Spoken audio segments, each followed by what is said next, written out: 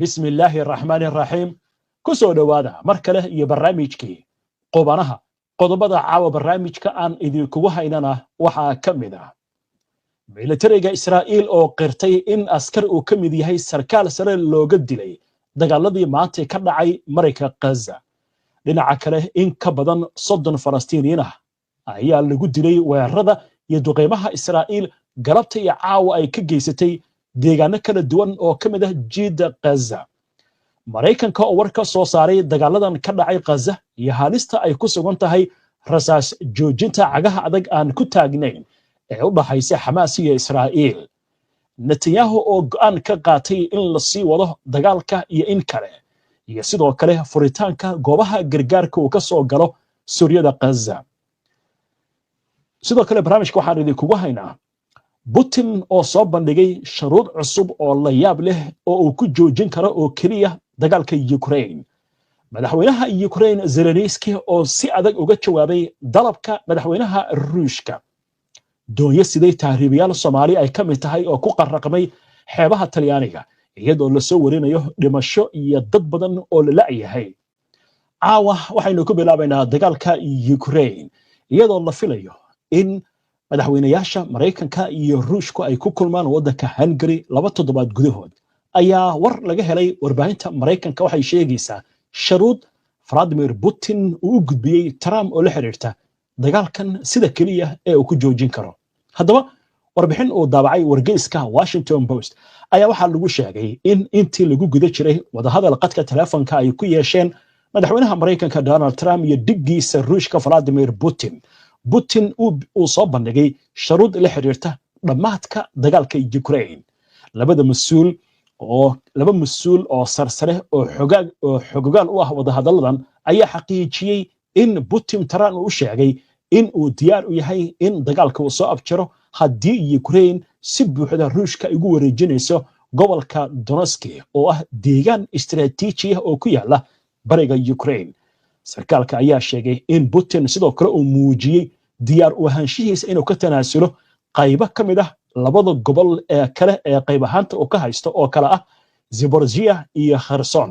haddii loo ogolaado inuu si buuxda u helo gobolka Donetsk dalabkan ayaa la sheegay in uu ka yaryahay kii uu soo jeediyay Putin bishii August kulankii Alaska ay ku yeesheen isaga iyo Trump qaar kamid ah saraakiisha aqalka cad ayaa aragtay ama u aragtaba dalabka Putin inuu yahay horumar laakiin diblomaasi Yurubiyaana ayaa sheegay in Ukraine aysan sidaas u arki doonin isagoo ku tilmaamay in la iibinayo dalkooda si aan qiimo lahayn aqalka cad iyo Kremlinka labaduba kama aysan hadlin warbixintan wargeyska Washington Post oo qoray Trump ayaa waxa uu u sheegay Putin in uu kula kulmi doono toddobaadyada soo socda dalka Hungary waxaana la sheegayaa in uu doonayo in dagaalkan uu soo afjaro inuu doonayo madaxweyne Trump dhinaca kale waxa arrintan ka hadlay goor dhaweyto madaxweynaha Ukraine Volodymyr Zelensky waxa uu diiday dalabka Putin isagoo ku sheegay muuqaal soo duubay saacada ka hor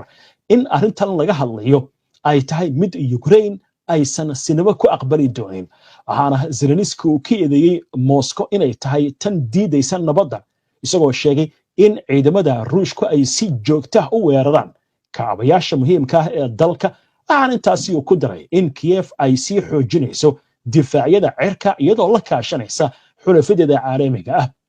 Zelensky ayaa ku soo gabagabeeyay hadalkiisa erayada Putin ma ahan kuwa dagaalka joojinaya waxa kaliya ee dagaalka joojin kara waa cadaadis caalami ah oo dhab ah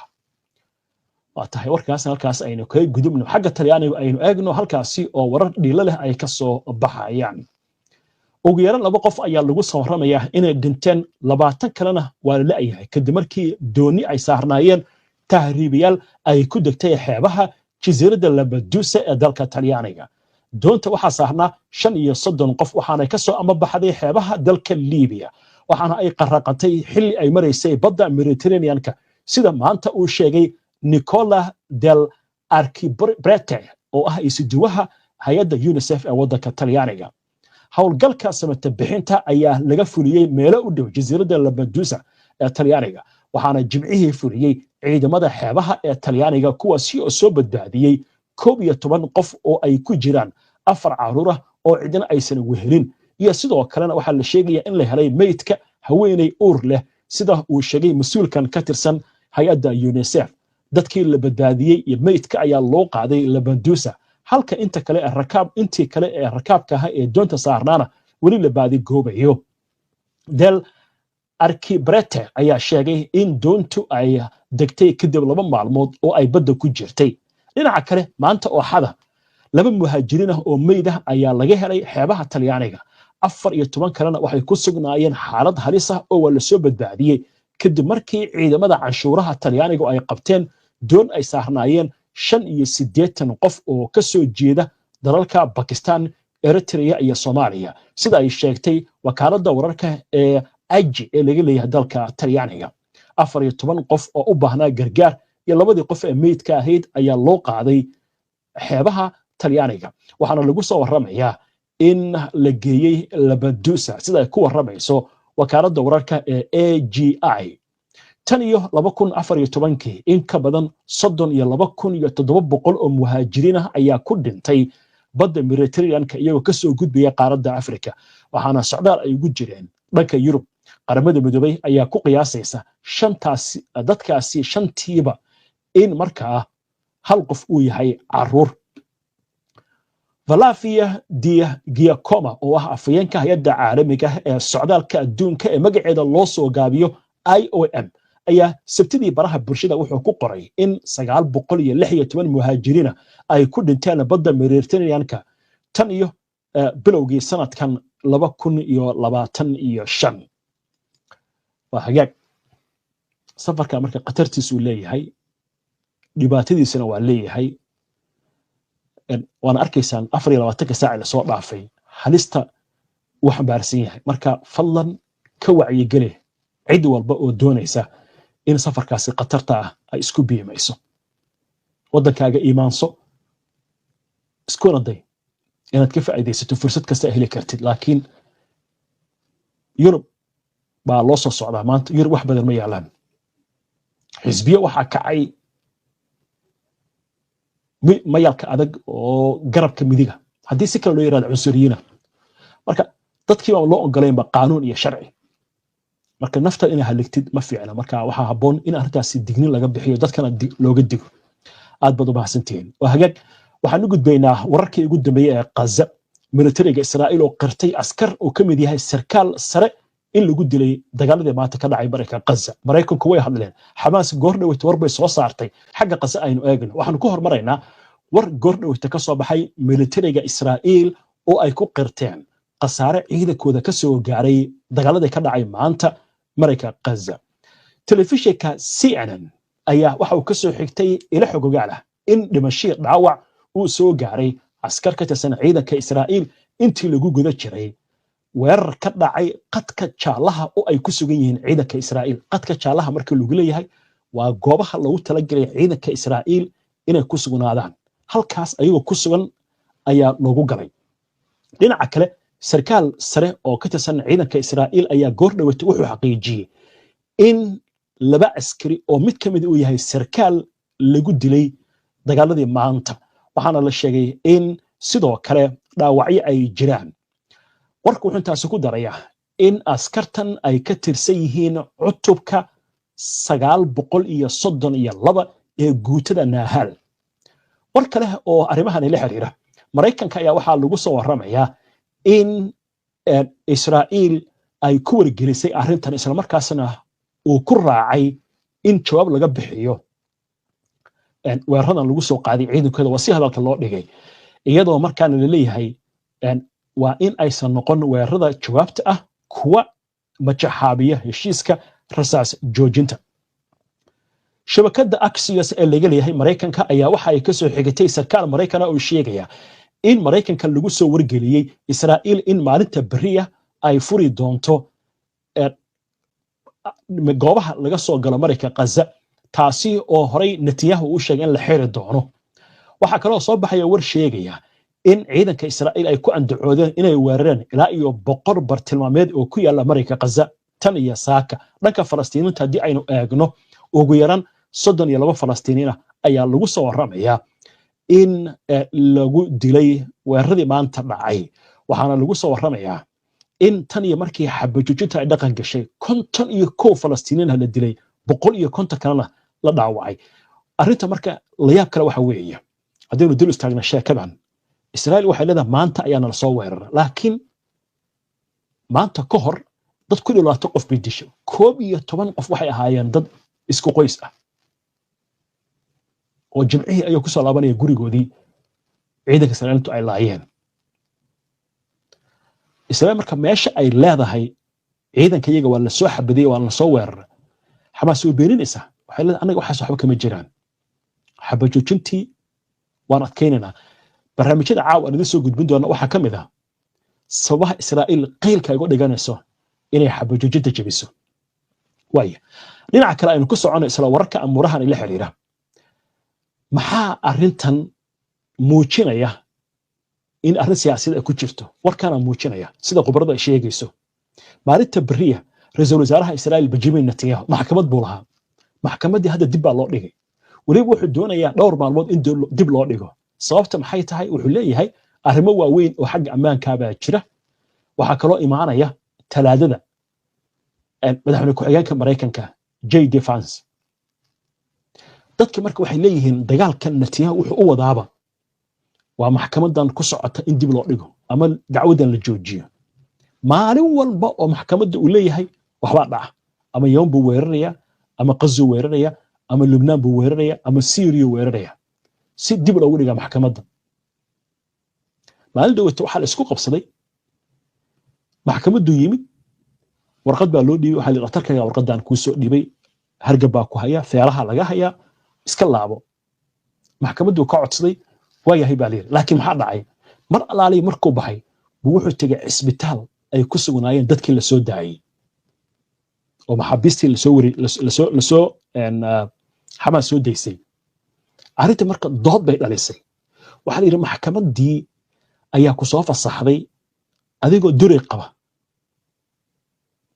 markaas waxa timid dadkii la soo daayay meeshii lagu hayay ayagoo lagu eedeynayo ama laga eegayo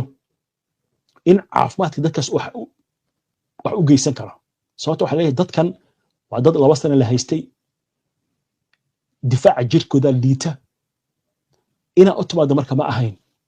asagii waa dalac loo qabsadaba dhaqaatiirtii oo qabsatay marka waxa leeyahay arrintan maxkamadda oo ka meermeeraya ninkan waa sababaha arrintan keenaya hadda wararka u dambeeyay intii barnaamijka ku jirnaa soo dhacay waxay leeyihiin wuxuu leeyahay jawaab baan bixinay laakiin igama go'na dagaalka inaan si buuxda ugu laabto laakiin lama aamini karo sida khubarada ay sheegayso waxa hadda hadlaya wasiirkii xaq jirka ahaa ee amniga qaranka Israa'iil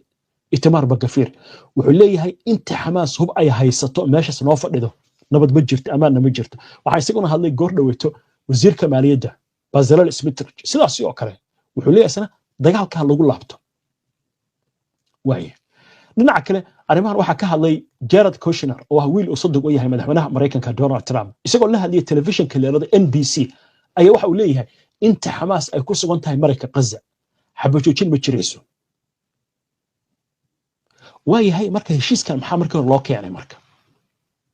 markii hore maxaa loo keenay heshiiskan yaa xabajoojinta la galay Turkiga iyo Masar lama gelin ilaa Xamaas ba xabajoojinta la galay waxa la isweydiinayaa marka sida u dhihi kartaa Xamaas intay meesha joogto xabajoojin ma jirayso yani arrimaha dooda adag ka taagan tahay weey wuxuu leeyahay marka waa in la helaa xal kale iyo cid bedesha aan ku soconaysaa wararkan madaxweynaha Mareykanka Donald Trump asna soo hadlay wuxuu yiri Trump wuxuu markale ku celiyay in Xamaas ay ballan qaaday inuu hub ka dhigi doonto isla markaasna loo baahan yahay in ay ka dhabayso wasiirka uu dhigay ballanqaadkii ay samaysay wuxuu yiri waqti looma cayimin arrintaasi ay fuliso laakiin wuxuu yiri waxay ii sheegeen in sidaas samayn doonaan isagoo la hadlay telefishinka Fox News ayaa waxa uu Trump yiri haddii Xamaas aysan hub ka dhigin waxa macquul ah in anagu ka dhigno wuxuu yiri waxay ballan qaadeen inay hub ka dhigayaan waxay ii sheegeen buu kulay inaysan ahayn burcad laakiin waa dad aad u rabsho badan waxayna ku nool yihiin adduunyo aad u rabsho badan iyo gobol rabsho badan mar la weydiiyey waqtiga uu qaban karo xamaas in hubka dhigto wuxuu yiri waqti lama qaban balse maskaxdeeda waxa ku yaal ama maskaxdeeda ku jirta waqti aniga aan ogahay haddii sidaas aysan samayna aniga ayaa fulin doona tilaabo inaan qaado Trump ayaa markale ku celiyay in Mareykanka uu noqon karo Mareykanka qasab ciidamadiisa mid ay geli karaan waxaana uu sheegay in hubka laga dhigi karo laakiin wuxuu ka laabtay in ama hadalkaas uusan si fiican u sheegin in ciidamada Mareykanka hadda ay ku sugan yihiin Mareykanka Gaza wuxuu yiri ciidanka iyagu kuma sugna mana doonaan inay galaan laakiin hadday hubka dhigi waayaan waa gelaynaa waaye qodobkaas halkaas ayna kaga gudubno Xamaas ba marka war soo saartay aynu eegno warkan Xamaas ayaa waxay sheegtay inay si buuxda ugu hoggaansan tahay fulinta heshiiskii la gaaray isla markaasna ay ugu baaqayso dhexdhexaadiyaasha iyo damaanad qaadayaasha inay si degdeg ah uga hortagaan duulaanka iyo xadgudubka Israa'iil ay wado Xamaas waxay si adag ugu dhagan tahay hirgelinta heshiiska waxaana ay sheegtay in aysan carqaladayn ama aysan jabin heshiiska bayaan lagu faafiyay warbaahinta ayaa waxa lagu sheegay in Israa'iil ay jabisay heshiiskii maalintii ugu horeysay oo dhaqan galayba iyadoo geysatay dambiyo iyo xadgudubyo waaweyn oo ka dhana shicibka Falastiiniyiinta bayaanka ka soo baxay Xamaas ayaa sidoo kale waxa lagu eedeeyay Israa'iil in ay diiday oo ay xayirtay garitaankii cuntooyinka daruuriga ah iyo agabkii kale ee loogu talagalay dib u dhiska iyo hagaajinta kaabayaasha bulshada Xamaas waxay ku eedeysay Israa'iil inay wali dib u dhigayso sii deynta haweenka iyo carruurta ku jira xabsiyadeeda isla markaasna ay ku kacday dambiyo dagaal oo ay ka mid tahay silcin iyo waxyeelo lagu sameeyay meydadka sida hadalka loo yiri shuhadada Falastiiniyiinta Xamaas waxay Israa'iil u aragtaa cidda kaliya ee mas'uulka ka ah haddii uu burburo heshiiskan isla markaasna xaaladda uga sidari karta waaye halkaas marka waxa ka cad in arrintu meel adag ay marayso Xamaas marka go'aankaasi qaadata waa tahay sheekadii ugu dambeysay ee barnaamijka ayaynu soo gaarnay oo aynu aanaba ku soo gabagabayno barnaamijka waxaan idin haynaa sheeko la yaab leh nin u dhashay waddanka Hindiya ayaa wuxuu been abuuray inuu dhintay laakiin ujeedada uu ka leeyahay maxay tahay ninkan wuxuu leeyahay dadka ii murugoonaya iyo dadka tacsida iigu imaanaya ayaa raba inaan kala ogaado haddaba aynu eegna sheekadan ninkan waa 74 sano jir wuxuu ku nool yahay tuulo ku taal gobolka Bihar ee waddankaasi Hindiya horey wuxuu ahaan jiray askari ka tirsan ciidamada cirka ee waddanka Hindiya ninkan waxa la sheegayaa in sida halkan kaga muuqata inkastoo aan qarinay wajigiisa iyo sidoo meyd iskaga dhigayo ninkan wuxuu yiri waa dhintay hal yiraahdo kadibna waxa raba inaan ogaado dadka ii soo tacsiyeeya dadka ii imaanaya dadka ii murugoonaya dadka iga naxaya arrintii buu sameeyay ninkan marka laakiin